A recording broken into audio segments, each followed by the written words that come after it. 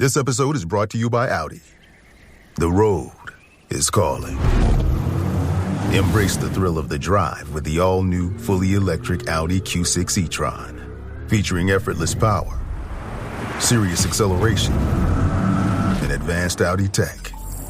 It's not just a new EV. It's a new way to experience driving. The all-new, fully electric Audi Q6 e-tron is here. The next chapter of Audi starts now. This episode is brought to you by Indeed. When your computer breaks, you don't wait for it to magically start working again. You fix the problem. So why wait to hire the people your company desperately needs? Use Indeed's sponsored jobs to hire top talent fast. And even better, you only pay for results. There's no need to wait. Speed up your hiring with a $75 sponsored job credit at Indeed.com/podcast. Terms and conditions apply. Imagine what's possible when learning doesn't get in the way of life.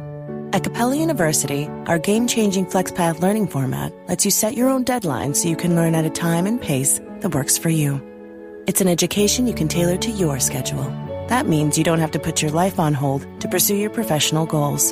Instead, enjoy learning your way and earn your degree without missing a beat. A different future is closer than you think with Capella University. Learn more at capella.edu. You're listening to the Animation Addicts Podcast with the Rotoscopers, episode 212, The Incredibles 2. You're just one of those that I just don't like.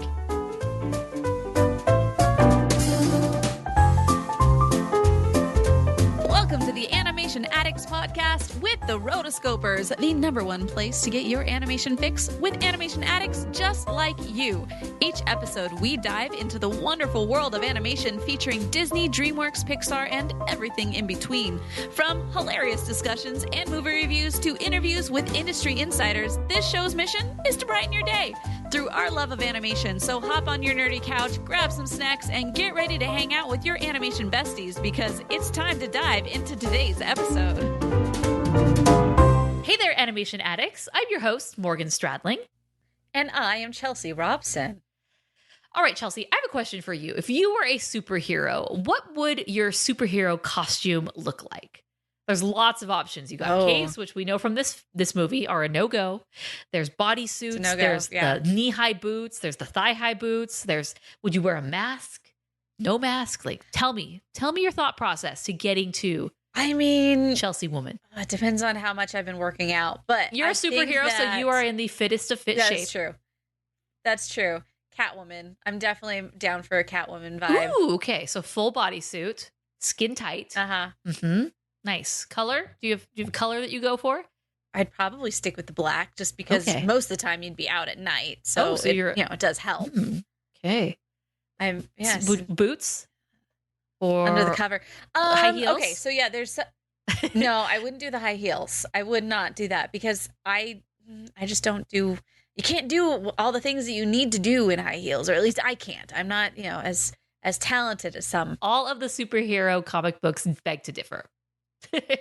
I understand that. If I knew that my heel wasn't going to break every time that I landed on the ground, maybe I would go for a little bit of a heel there. And they would definitely be the boots all the way up to the knee type boots. I would see myself in a Catwoman outfit. See, for me, I think I would do more of a rogue. And I'm talking 90s rogue. So you have the bodysuit that's really, like a swimsuit. It could be a long sleeved one, but you're showing a little leg. And then I would do a thigh-high boot or a knee-high, one of the two. And then I just really like that Rogue has that jacket. So that's what I would do. Yeah. And no face mask. Like, I am here, you know who I am. And because of the magic of superhero, you don't know who I am. Right. So anyways, That's true. I could probably just wear some glasses and, it's pull the whole Clark Kent thing going. Perfect.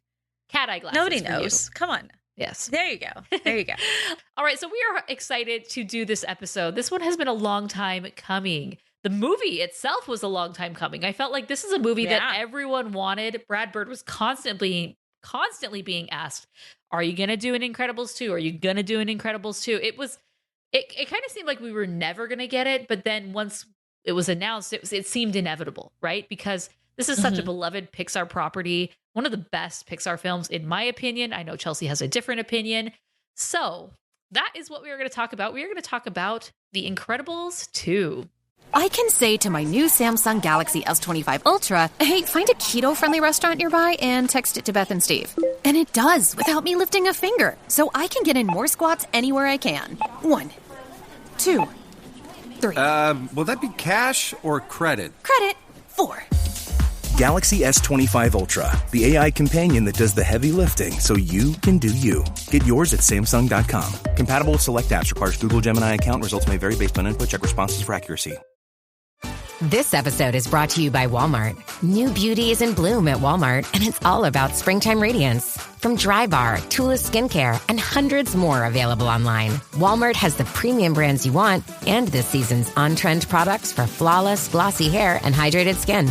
Big name beauty brands? Check. The things you love? Check. Find trending spring beauty and all you need to look and feel gorgeous at Walmart, on app and online. This episode is brought to you by Prime Video. In the small town of Holland, Michigan, nothing is ever what it seems. Behind the tulip festivals and pretty houses lay dark secrets that threaten to tear a marriage apart. Nicole Kidman stars in this darkly twisted thriller about a wife and mother whose quest to uncover her husband's secrets may get her more than she bargained for. Holland, streaming on Prime Video March 27th.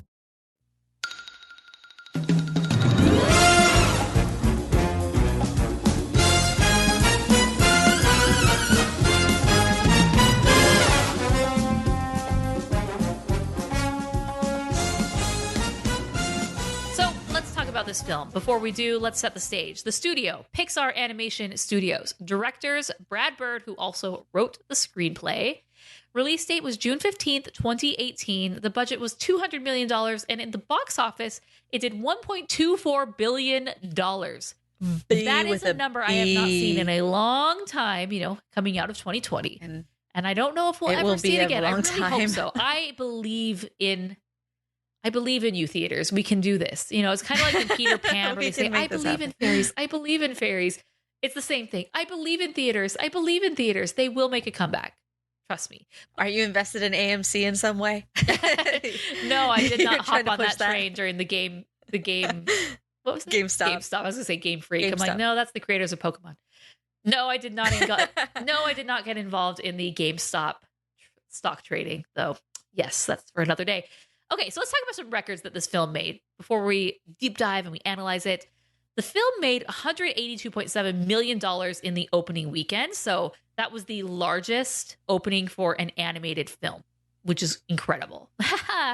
Yeah. And because it grossed over $1.2 billion worldwide, it was the fourth highest grossing film of 2018. Wow. Like, it's just to think that $1 billion wasn't even, you didn't even crack the top 3 with that. Jeez. It is the second highest grossing animated film of all time, which is pretty surprising to me. Like, all of these things are pretty surprising to me because I'll talk about it in a moment. And the 15th highest grossing film of all time during its theatrical run. It's also being the highest grossing Pixar film. And the third Pixar film to gross $1 billion. So yada, yada, yada. It's made a whole heck of a lot of money, which I'm very surprised. Yes, I am very, very surprised because while this film is good, I don't feel like, and I think that's the thing with sequels. The sequels don't have to be as good as the original. Because the original is so great, people come in droves to see the sequel and it just explodes. It's just crazy. Yeah, that's definitely, and the fact that it has been so beloved over the years by many, and it was this hype, they're finally doing it. Absence makes the heart grow fonder. Or forgetful. In this case, no one forgot about our favorite Incredible family. No one forgot this one. And I can totally see why, because I know the animation community loves this movie. And that's all she's going to say. Chelsea does not like this movie. If you want to go back, go check out our Incredibles episode. You can get her full thoughts. She's an anomaly with this one. So that's okay. I guess I am. I don't understand. I think it was super slow in some ways. Like, I just felt like there was a lot of, I get what he was trying to do, and I get, it's a bit of the arc of a lot of older TV shows, in this genre. I get that. It's supposed to be mid-century, like in the mid-century, so you're gonna go at it at a different way than you would in more modern day situations. I don't know what it was. I just can't tell you what it was, but it was good, but not great. Yeah. Like I just don't see it as being incredible. Yeah. So let's talk a little bit about Brad Bird. Brad Bird, I absolutely adore and love Brad Bird. I think he's one of my favorite directors, and it's because the movies that he's put out are just so good, so fantastic. And it's really interesting because he doesn't have just a ton of films that he's done, but the films that he has done are quite good. So he obviously was one of these original Cal Arts graduates. There's the story of all of these great directors, and Pixar guys. They all were in the same year of Cal Arts, and that's where the A1113 came, because that was the classroom that they all studied in. And a lot of these guys just went on to do just incredible things. Oh, how many? Give me the incredible counter. How many times can I say incredible, not referring to the Incredibles? We're at like 5 right now. As many did back in the day. There weren't this plethora of animation studios. He went and worked at Disney. So he was an animator on The Fox and the Hound and Black Cauldron, of all things. And then he went off and did The Simpsons. He had quite a few Simpsons episodes. The monorail one, everyone knows Brad Bird for doing the epic monorail episode, which is great. And then... Well, also, combining Brad Bird with Conan O'Brien is just so golden. We need to bring them back. They both need to do more things together because I love both of them. Yeah, and especially talking on about that Simpsons, he also was the director of the 1990 Do the Bartman music video. So great. Yeah, so he worked at The Simpsons from 1989 to 1998, which is pretty cool. He was an executive consultant. He directed a bunch of episodes, which is really great. He ended up, doing a couple television here and there, but he did ultimately make it back into theatrical film with Warner Brothers with The Iron Giant. And he really, his seal of Brad Bird approval on that film. That is a great, great movie. And just a shame how everything all went down with that. One of his claim to fame is he wrote and directed The Iron Giant. And he has a few scenes that he did animate. For example, that scene of Hogarth drinking espresso. That is Brad Bird, my friend, that's one of the best scenes. I think that's great. And then he moved over to Pixar, and he's kind of been a Pixar guy ever since. He directed The Incredibles in 2004. He took over Ratatouille and made that into a masterpiece, and then came back and did The Incredibles 2. And so in that time, he did also direct Mission Impossible Ghost Protocol and Tomorrowland. And then he was always sort of in the Pixar brain trust, if you will, over the years. Basically since 2001, he's been involved. And the last film that he's credited as doing so is Toy Story 4, as part of the brain trust or the senior creative team. But that's a little bit about Brad Bird. I love him. He is a great guy. Follow him on Twitter. He's fun. I want him to do something else. I'm so excited for his next project. And I believe his next project is kind of like a live action, but I'm not sure. But we're not here to talk about his next project. We're here to talk about his project. The Incredibles 2. We finally got it. Finally twisted his arm. It's kind of like the Snyder Cut. You get enough people out there that are willing on the to pay internet money for years. This movie came out nearly 3 years ago, and I really can't believe that it was 3 years ago because I had my baby girl in the summer in early June, and this came out just a few weeks later. So it's no surprise that I did not see this one in theater. It was just surviving life with 2 kids, a newborn, whatnot. So I ended up seeing this later, and then I rewatched it. And it's really enjoyable. I love these characters. I love this world. I thought it was really fun.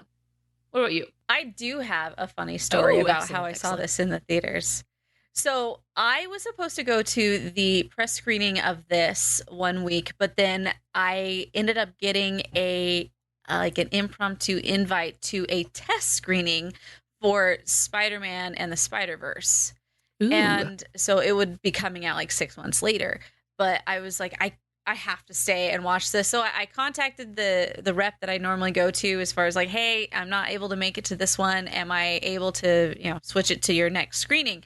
And they're like, okay. But normally they wanted like certain people at one screening, and then the other screening was supposed to be mostly for like normal audiences that are like pre-screening. Well, as far as like press people who are a lot more snooty, and then you have the actual audience members. And so I was this is one of those moments where I really got up on a high horse, I guess. Not necessarily. What is a high horse? I got up on I felt really high. I felt really high. Wow, Chelsea. What am I saying?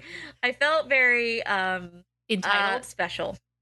Entitled and special. Yes, I did. And so I brought another friend with me, and this was the first time that she'd ever come to a theater screening with me. And so I go in, and I'm looking for the entrance, and you have all these people that are saying, "Oh, you need to, the line's back there. You got to go back there." I'm like, "No, I'm up here. I go up here. I don't wait in lines." Large and in charge. This is one of not my most proudest moments, but at the same time, it's like, this is where I'm not, I don't need to stand in line. I'm on a list. And so I come over, and I'm with my friend. She's thinking that I'm like this, like high up, like this person that's like being very like a problem. And I'm like, no, I'm on a list. And so I go and I find the other person. I get past this one like gatekeeper type person that was like, no, go to the back of the line. And so I go in the front, and I'm like, oh, hey, I'm here. And they're like, oh yeah, okay, come on in. And so they're like, oh, sweet. So my friend follows me in, and we go in, and the entire theater is open except for these two chairs that are taped off in the very center. That's so great. And this is normally something they only do for like the major reporters or major press people in our state. Like you have to work for like the Republic, the Arizona Republic, or something like that. The highest of the high. This is something they don't do I've never had this treatment before. I doubt I will ever come close to this treatment again.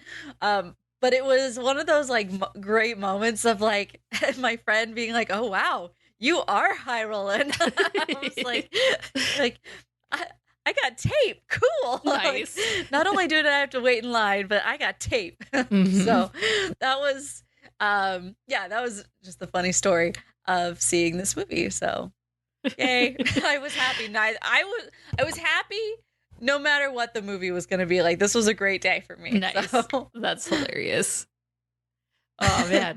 Look at you. And man, long gone are the days of press screenings and advanced screenings. There hasn't been one in such a long time. And now I just do screeners, and I don't love it. I'll be honest. I liked going to the theater and seeing, with my fellow press people. I mean, I do like being around, like, because you see the same people, and you're like, oh, hey, friend. Right. You make friends. But not just that, like, I did also enjoy, like, I don't leave my house very often.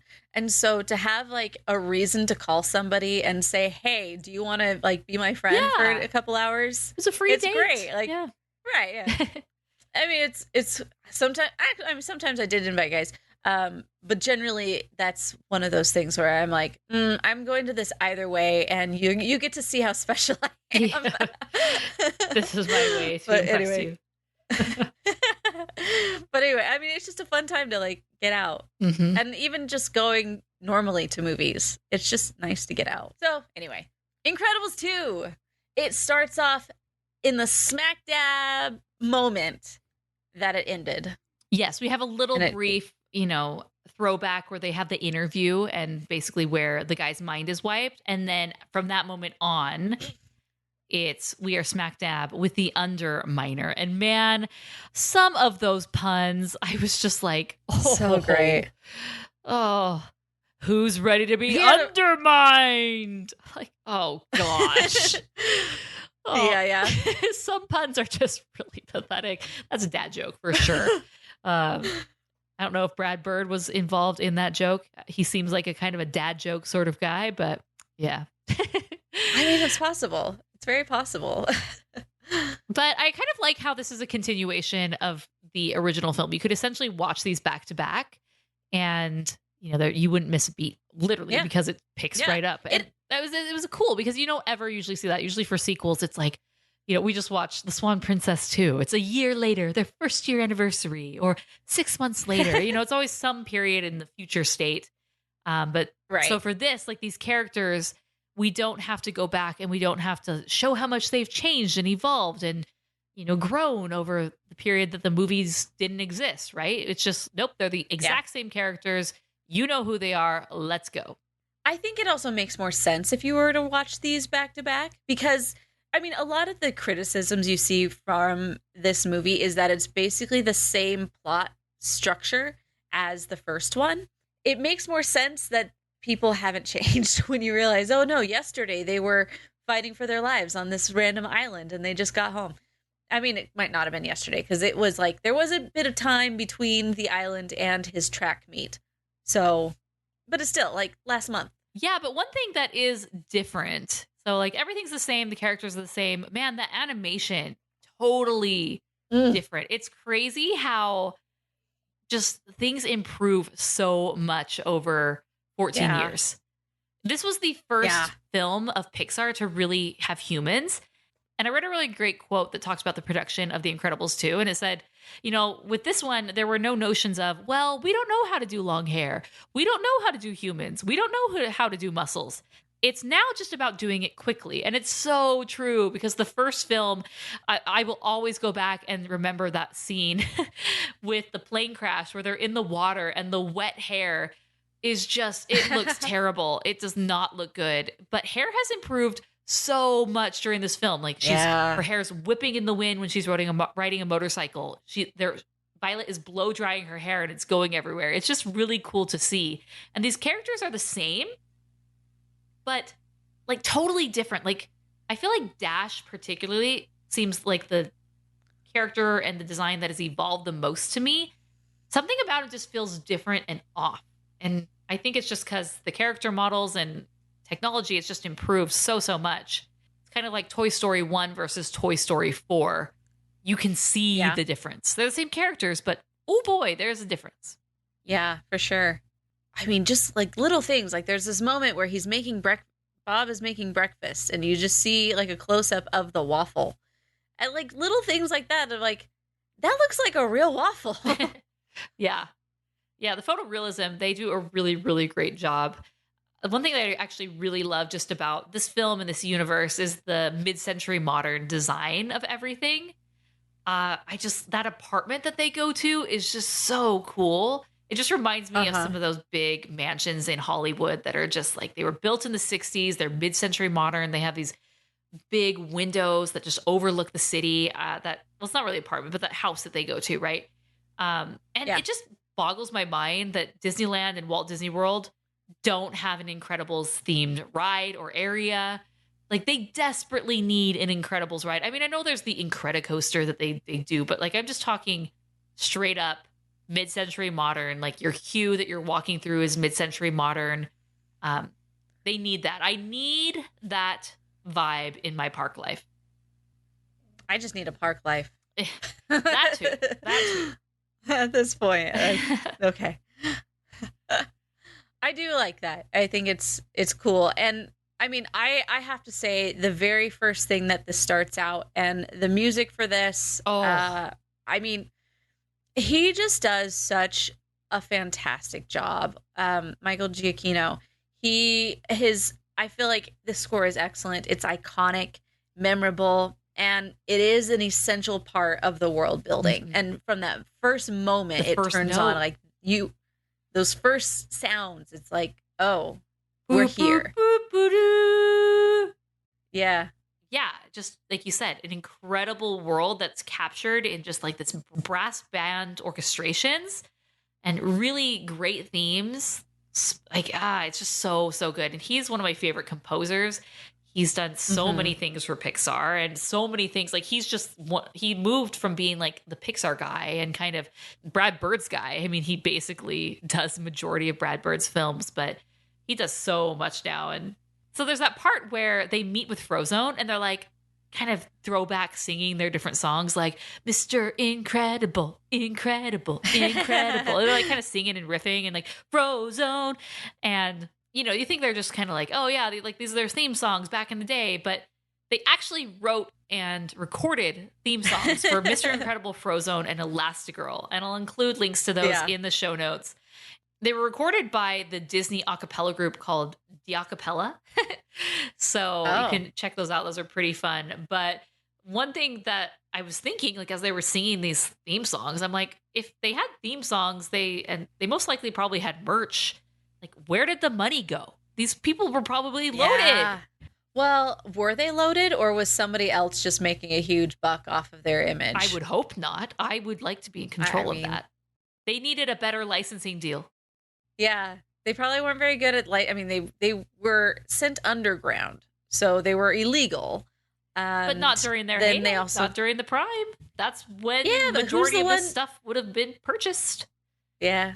Which is interesting because there's moments where she is going into the TV spots and she's like, oh, wow, it's been so many years since I've done this. I'm like, was this really a thing that you did as a superhero? You did guest appearances on NBC? Like, what is your... Well, yeah, because the very beginning of the first Incredibles, I mean, there's that iconic moment with Mr. Incredible and they're sitting down and they're doing that interview and Elastigirl's doing her interview and she's like, true. Why leave it to the men? And he's like, I feel like the maid. I just clean up this place and could we keep it clean for 10 minutes? Trust me, as a mom, that is... Oh, he could have inserted mom there because it's so true. It's like, can we not just mess up the thing that I just cleaned? Like, my kids are camping right now and it's been the most glorious 3 days because the house is clean. I cleaned up once right when they left just to spiff things up. And guess what? I put my stuff away. I keep the house clean. So yeah, I feel you, Mr. Incredible. But yeah, I feel like they did they had a better relationship with the press. It wasn't so much that I'm untouchable. I'm incredible. I'm not untouchable. But yeah, like call my publicist and we can set up an interview. No big deal. Yeah, I want to know who these publicists were and how much money did they shave off the top? Superpliss. No, that's not a good... I was going to say super and publicists and combine them to superpliss, but that just doesn't roll off the tongue. Nah, I think we're good. Good times. So, we have our same cast of characters, except for in this film, they are flipped for the most part. The first film was Mr. Incredible's film where he gets to take on this role of being the big shot in the family. He has the cool secret job. And, Helen's left at home with the kids, living a normal life. And in this one, they still are underground, but it's flipped where now it's Helen's turn. And she gets to go off and be the superhero and save the day and go on missions and listen to police scanners, all of the cool things that superheroes do. And so did you like that? Did you feel that was like cheap? Because we've talked about this with other sequels. Like a lot of sequels just are lazy and they just rehash the original film in a different way, right? I think of The Force Awakens. I'm sorry. The Force Awakens is horrible. Speaking of another reason why Brad Bird should have directed it and they should have stuck with George Lucas's original script. If you don't know what I'm talking about, then read A Ride of a Lifetime, which is the biography of Disney CEO Bob Iger. He talks about this in there. But yeah, like The Force Awakens is just a rehash of the original Star Wars film. Same exact basic plot points. I'm not a fan. However, it's just a bigger starship. Yeah, it's like, oh, please, eye roll to the back of my head. But for you, did you like this, where it was like the same but a twist? So I just feel like it's lazy, and so that part is a little like, I'm not really a big fan. Mm-hmm. There are a lot of criticisms about this movie saying that it's literally the same film. We waited 12 years for the same film. Yeah. Over and over the years, Brad Bird was asked, are we going to get an Incredibles film? Are we going to get an Incredibles film? That's all people wanted. That's all they would ask. And he would always say, I'm just waiting for the right idea, which is a good answer, right?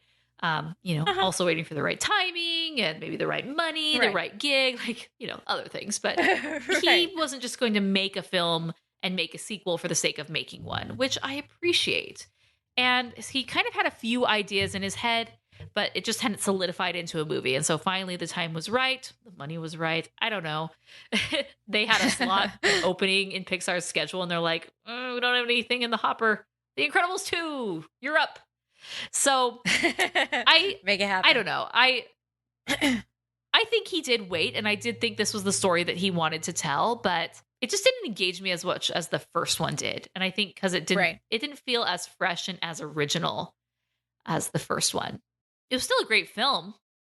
I feel like the main downer for me was the villain, because she just was like, nobody likes her. Like, and it's not in a, ooh, you're the villain kind of way. It's just like, you're one of those that I just don't like.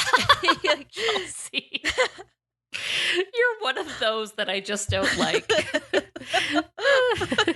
I mean, there's somebody out there who understands what I say, but she just has a very negative point of view. She's a very like, meh, like her voice has a tone of like condescension, bitterness, condescension. And it's just not a person that you want to like talk to or you want to even have around. And that's interesting because I definitely got the hot mess vibes from her.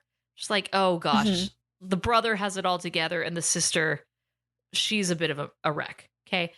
Yeah. But I honestly, I did not pick up that she was the villain until about 5 seconds before it happened. I was sitting here and I was watching the movie and, you know, this is where Mrs. Incredible, she's tracking this person, right? The screenslaver, and she's trying to figure out who he or she is.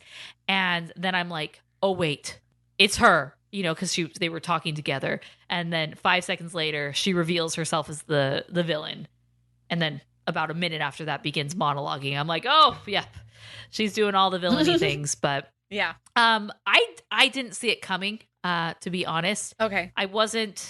I kind of was veering towards like maybe it's the brother, but that kind of seemed a little too like on the nose, similar to the Syndrome, like the rich guy, who's gonna take you under your wing sort of thing. So it's just really interesting how there were very similar plot points, to the original one. And another thing is her name is Evelyn Dever.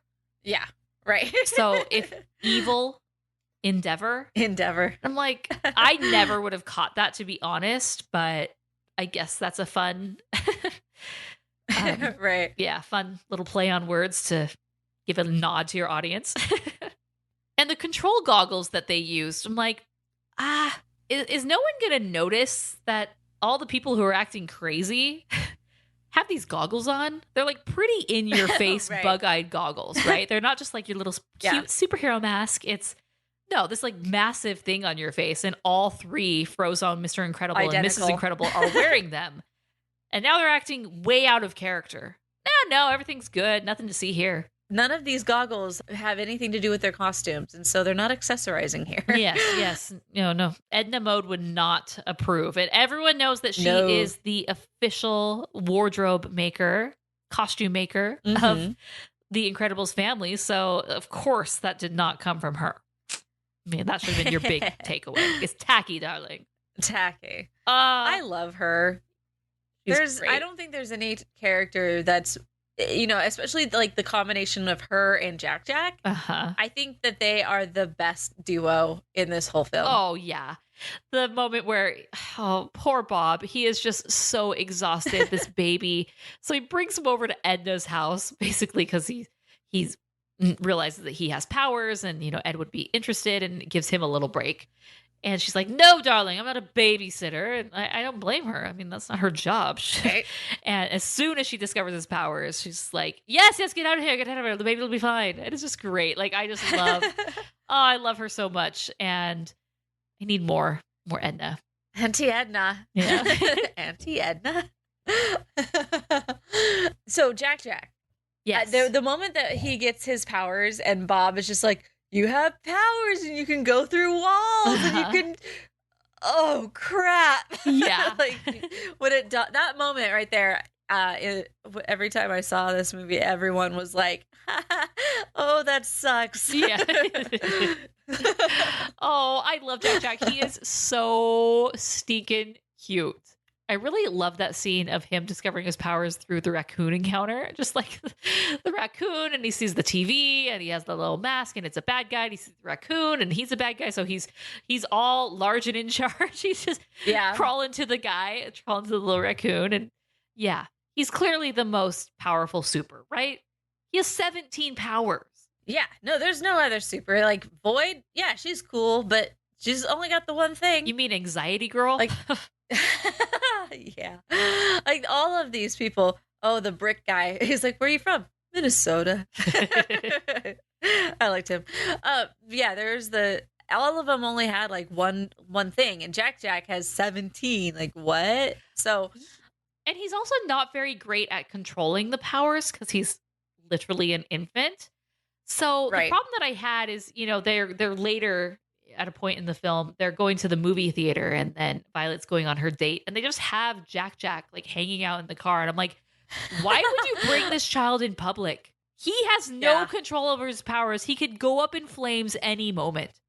Like they need to drive a separate car. That's not smart. But hey, he held it together. Especially toddlers, like there's no telling when they're gonna like flip a switch. Is that gonna be the third movie? Or he'll be the mega villain just because he's like terrible twos on his tantrum. Yes. Will you turn against your family for the greater society? Gosh. One character that I really did like, and it's just because I like this voice actor, I like this actor in general, is Bob Odenkirk, who you might know as Saul from Breaking Bad. I've been watching a lot of Better Call Saul over the years. I think that's a great show. He plays Evelyn's brother, Winston, and instantly you recognize his voice. He just has a very enjoyable voice. And so I thought he was perfect choice of voice actor. And so let me riddle me this, okay? His dad died because a robber broke in, and since supers were gone, no one picked up the direct access phone. They weren't available. The dad died as a result of being shot. Right. So if you have this much wealth and power, like, why don't you have access to a gun in a safe for self-defense that you can access at any time? It kind of seems like a no-brainer. Why don't you have an armed security guard who has a gun?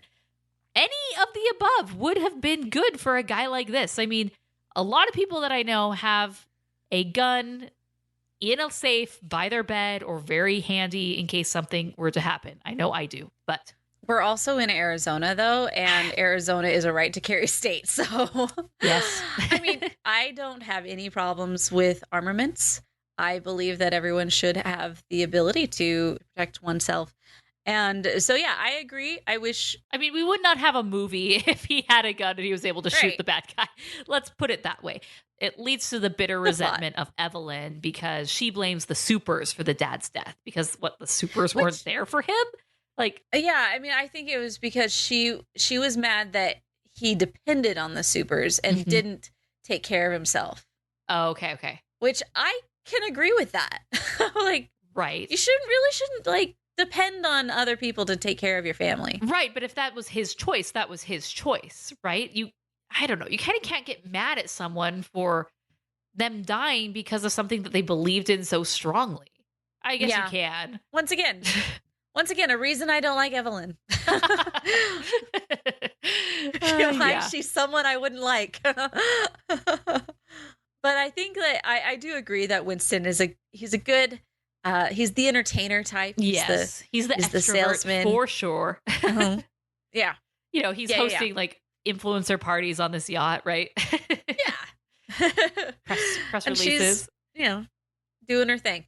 I like him. Who doesn't? Everybody likes a good extrovert. Mm-hmm. The people who are life of the party. That's why they are life of the party. Mm-hmm. Absolutely. So, but you said that you did get the really bad guy vibes from him at the beginning. Well, not at the beginning, but as I was trying to piece together, like, okay, who could this guy be? It was like, well, what about the happy-go-lucky guy who's just providing them with everything that they need? Who loves supers so much. He's on the suspect list for sure. But, especially with the body cam, once we realized very quickly that, I mean, this happens very, very one after another. But, you know, hey, who has control of the body cam? Well, there's really only a few people.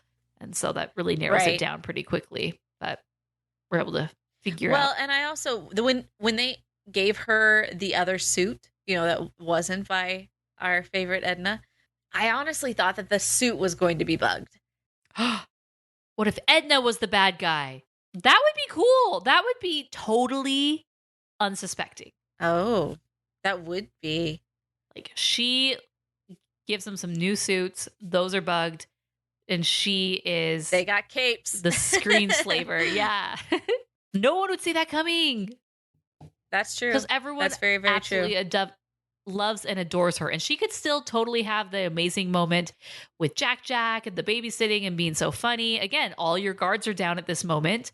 She's already spent time learning about this new super's powers. I mean, but it just wouldn't make sense. There would have to be some sort of backstory where within the time of the first film where she hooks her up with a new suit and the time of the second film, she becomes super bitter and angry and just, you know, wants to burn all the supers to the ground. If you don't wear my suit, you won't wear anybody's That's suit. True. Okay, that could be the deciding factor. Yeah, they wore someone else's material, and she is ticked. She is a bitter girlfriend, woman, all of the above, right? Like, I guess, yeah. It was just an excuse for. Someone should draw that Edna Mode as a supervillain in beast mode. Yeah. That's funny. Okay, what were your thoughts on like how many I just felt like they had a lot of themes going through this. Like, for one thing, like, you know, the screenslaver, like, okay, you know, we're always in front of our screens. You're not able to go and actually engage in real life, and the screens are actually controlling your life. So you got that one whole as a theme. For sure. The next theme is, you know, strong, independent woman, and I don't need no man's theme. And then you've got the Mr. Mom trying to raise a kid type theme, like make supers legal again. You mean make supers great again? Yes. I know they didn't want to use that tagline.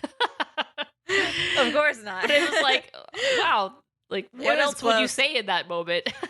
Make supers super again. Great. Make supers are awesome. I know everybody knows it. Supers are amazing. That's my terrible Mr. Incredible impression. Is so super like the best. You're so He's a good better. guy. He's a super. And that Mrs. Incredible, she is amazing. Yes, I love her. And Edna Mode, yes. That's the best Trump that I can do. You're a lot better than I am at that. I need some like of his lines. Like anyway. Everybody loves it. Like, ask anybody, supers are awesome. Yeah. I just felt like there was a lot going on in this movie, and I didn't know where to really put my. No, I think those are actually some really good themes that the film takes on. I personally didn't feel like there were so many. I felt like in Soul, there was a lot that I took away from that film. I felt like, oh, wow, there's a theme of this, and there's a theme of this, and the theme of this. But you kind of really boiled it down to three basic themes that we see. Not necessarily a theme, but Violet. I mean, Violet's character arc is more or less the same. It's like, hey, I don't know what we're going to do with her, so let's just zap the guy's mind, and she has to start from square one. And everything that she had to do in the first film to work up the courage to talk to this guy, she has to do again. It's like, oh, right. Okay, well, we're gonna do that with her. Okay, cool. And Jack needs just help with math. I thought that was a great quote where I know lots of parents who feel this way. It's like, why would they change math? Math is math. Yes, I agree. The Common Core math. You know, it's funny. I love math. It's always made sense to me. So this new math that they teach in some of the schools, it's like, I don't get it. Why are you overcomplicating this? Just do the math, right? Yeah. But I had a friend actually who was like, no, I love it. I never understood math, and this totally makes sense to me. And I'm like, okay, yeah, that's great, but don't change what works for 95% of the population and change everything and flip it on its head to satisfy the 5%. Why don't you just identify the 5% and teach them the other way and teach what works to everyone else. Okay? That is my math rant. I can get behind that. I was helping my nephews with their homework one day, and they're older, and by older I mean like in junior high school. Uh-huh. And so they're like going into these like upper level type things, and I'm like, I don't even remember any of this before. So I mean, I definitely learned it, and I remember like I vaguely remember any of this, but if you were to happen to like try and teach me to do this new like Common Core math, I'd be like, I can't. Like, remind me, sure, but don't be trying to teach me a whole new way of doing something. Yeah. So proud of Bob for understanding it, moving forward, helping his kid out. I thought another funny Violet moment was when, she's done being a super and she's just over it. And then finally the time comes and she's like, I renounce my renunciation. She puts her suit on. It's great. I do like when he called back the car. I thought that was great. And so it's like, this man really liked to come and go as he pleased, and so there's a lot of secret entrance and exits in this whole place. So like, I think this guy was a super. I think this was. I kind of feel like this was a super somewhere. So maybe it was in Gazer Beam or something. His house. Poor Gazer Beam. Oh, that movie is actually, the first movie is tragic because it really he kills all of those supers. Syndrome was messed up, big time. At least the Screen Slayer like didn't actually do anything of note. I mean, yes, put everybody under hypnotic, and tried to propaganda send machine. Propaganda machine. Yeah. That was the other thing, is like propaganda is key in whatever, like no matter, it doesn't matter what actually happens. It matters what they see, which is, definitely something, or what politicians want you to see type thing. And I'm like, yeah, we all have, I mean, I'm the first one to say that I have internalized propaganda in me that I'm trying to root out and trying to figure out what is really real. So there is a lot of that out there. But I think everybody is. No matter where you came from, everybody has internalized propaganda that is just like, no, that's not true. And I recognize me. I do. I have a friend who's lives in the UK, and actually he's from Spain but lives in the UK. And we were talking about like having kings and versus not having kings or whatever. And I was just like, yeah, as a born and bred American, I have a hard time with the idea of a king type situation. And he's like, well, in Spain, he actually does all this and this and this and this. And I'm like, see, I recognize that I am full of internalized propaganda, that kings are bad because I'm an American. I recognize this. Nonetheless, I'm still going to hold on to it. I'm with you. Chelsea. Anyway. So we kind of been joking about this, the third movie. At this point, come on. It's inevitable, right? It did so well. Will we see an Incredibles 3? Let me just say, we joked for years that they were going to do a Cars 3. Okay, the second Cars film was so bad and nobody liked it. It was just like a joke amongst our site and all of us, that like, oh, they're gonna make Cars 3, and we even did it as our April Fool's joke. And as with many of our April Fool's jokes, if not all of them, they become true. It's like we manifest it into the universe, and the universe picks up on that and says, okay, that's a good idea. I will make a Cars 3, right? So will they do Incredibles 3? This one, the sequel, actually wasn't terrible, unlike Cars 2. This one's actually remarkable and the highest grossing Pixar film of all time. So it seems like only a matter of time. Yeah, I think we should just plan on making that our next April Fool's joke article. So, because this is honestly how it feels like. It feels like every time we do one, and it gets like any amount of traction, like Disney watches that and says, okay, it's getting traction. We should do it. Yeah. Like whether or not it's good traction or not doesn't matter. It's getting traction. They can't tell the difference.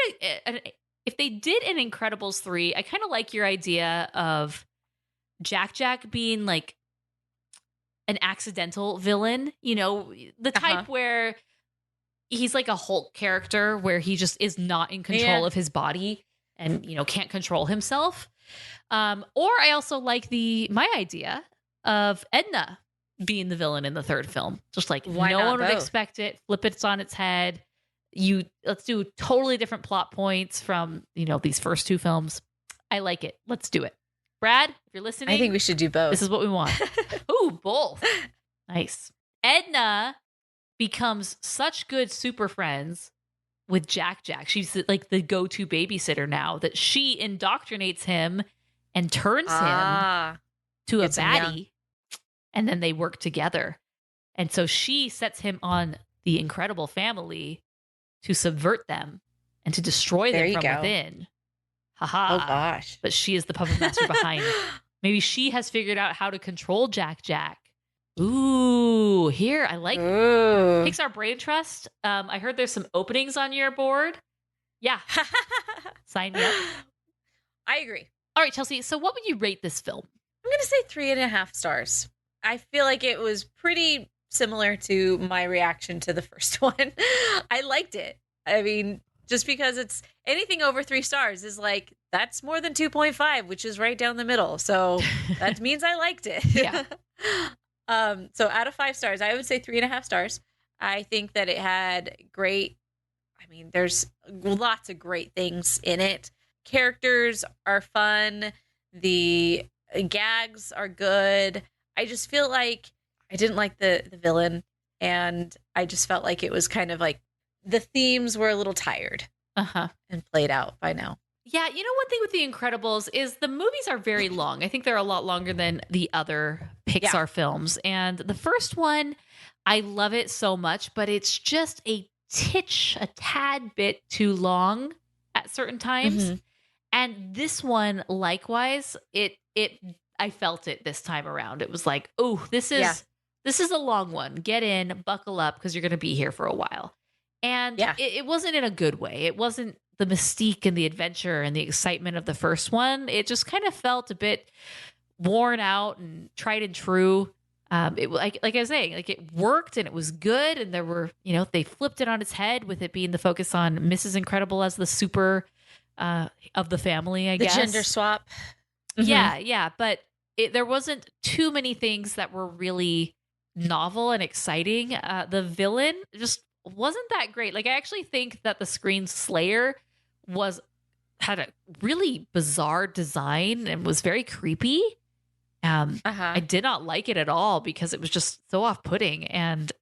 But then the actual villain behind the mask just wasn't, I don't know. It was like, oh gosh, okay, you're monologuing again. And it wasn't good. And so I didn't necessarily love that, but I do like this family. I like these characters. So it was fun to see them again. Mid-century modern, the design, the music, it's just really, really good stuff. You know, it has a lot of really, really good elements, just kind of fell flat in certain parts. And I think it was just kind of because there were just a few too many similarities with the first film. So I will give it 4 stars. There we go. Let us know what your thoughts are. We are doing great things over on our Instagram. So you can go to rotoscopers.com/Instagram or just look us up on Instagram under Rotoscopers. And we do have a post out that has a lot of space for you to go and make a comment. We want to know, what did you think about this movie? And maybe even what did you think about our podcast there? You can do that there, or you can go to our episode, and we are going to be in both places and making comments and responding and keeping the conversation going. Yeah, you'll also be able to find all of the links that we're talking about in this episode, specifically those theme songs for each of the supers. We have links to those, and those are really fun. You can check those out. And that's all I have for today. Our next episode is going to be a nerdy couch discussion episode. It's going to be a fun one. I'm not going to spoil what it is yet. You'll just have to tune in. And that's all we have for today. Until next time, we are the Rotoscopers.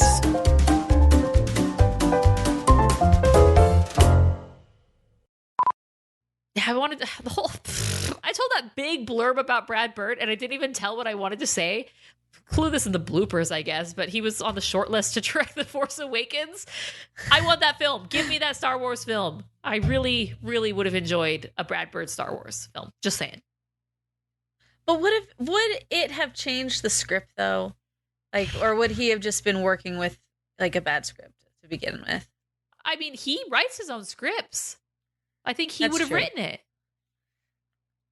Like he's okay. Well, if he was going to write it, then I'm good with it. Yeah, but I'm if pretty she's sure, just like, going to for the like direct most somebody part, else's stuff, and I'm like, he writes his scripts. Like that's his thing. And I'm pretty sure J.J. Abrams wrote or contributed to the script of the first one. Yeah, I don't know. This isn't a Star Wars podcast, so it's not. Okay, Snip, snip. I am starting right now. Okay. So my friend he's putting together these live action remakes. Well, he did one years ago. No, not a live action remake. I know. But he takes like different scenes. Like, he took a scene from the Goofy movie when we were in high school and of the After Today. And you can actually find it on YouTube, and it's pretty hilarious because he had a whole bunch of friends and made everybody wear the exact same things and remade it. And so you can find it. Is this the one that has like millions of views? Yeah. So he is doing another one, and he actually got Bill Farmer to be in it. And so Bill, nice. I'm like, what? So Bill Farmer's going to be there, and they're doing the Lester's Possum in Arizona. Yes. And then if you're not busy at 4:00, you should come and Oregon Stop Pizza. They're going to have like a lunch for everybody involved with Bill Farmer there. I was like, that's hilarious. So yeah, they're doing Lester's Possum Pals or Possum Farm, and I'm a lady in the very back, just like clapping along like this, and I'll be wearing a purple dress, like she's just in the background. Oh, nice. But he was like, "Hey, I want you in there." I'm like, okay. Is this Jay Budd or Ted Sowards? Ted Sowards. Okay, so the good one. Yeah. The one that has 6.9 million views from 11 years ago. Yeah. Wow. So he's redoing. That was him, huh? Yeah. Out here in good old Arizona. It's so funny. So I'll have to rewatch this. Should be very interesting. Good times. Yeah. Cool. All right. Enjoy. I will. If you want to end up at Oregon Stop, let me know. My kids love Morgan Stop Pizza, as Pippa calls it. Awesome. She wants to go there for her birthday. Aw. Nice. Okay. Keep you posted. We love some Oregon Stop Pizza. I love Oregon Stop Pizza. I'll be honest. I haven't been there since you and I went there on that random date. Oh, when did we go? We went on that what? date years ago. It was a double date. Tell me more. And the guy was like, I wanted to ask you, but I knew that you and Morgan were always together, so I felt like we had to do a double because both of you had to go or something. And we're like, yeah, that sounds about right. Oh. Wait, give me a time frame. Was this in high school? Was this post? No, this was post your college and before I went on my mission. Okay. So when we were like, all right. So like that 2008-ish. Yes. Time period. Okay. So it was around the 2008. I'm still not remembering who were these guys. We have these pictures, and one guy is the pictures. There, yeah, there's a picture on Facebook, of us together at this place. But yeah, it was just these two guys that like they asked us both out. So I was like, all right. What else did we do? We just went to Oregon Stop Pizza and ate pizza?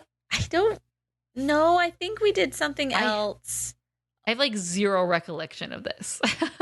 It was a date, and that was one of the funny things that he said, that he was just like, I didn't think I could only ask one of you out. So I found a friend so we could both ask you guys out. Not Siamese twins. I was like, that's funny. You've been listening to the Animation Addicts Podcast. If you enjoyed this episode, don't forget to subscribe and be sure to leave us a 5-star review. We're available on Apple Podcasts, Spotify, and wherever you listen to podcasts. And if you want to help spread the word, be sure to share the podcast with your friends on social media. Just don't forget to tag us at Rotoscopers on Instagram and use the hashtag Animation Addicts. For all the links and full show notes for this episode, go to rotoscopers.com/podcast. Now, if you still can't get enough for your animation fix, be sure to subscribe to us on YouTube and visit rotoscopers.com for more animation news, reviews, and interviews. Thanks for listening.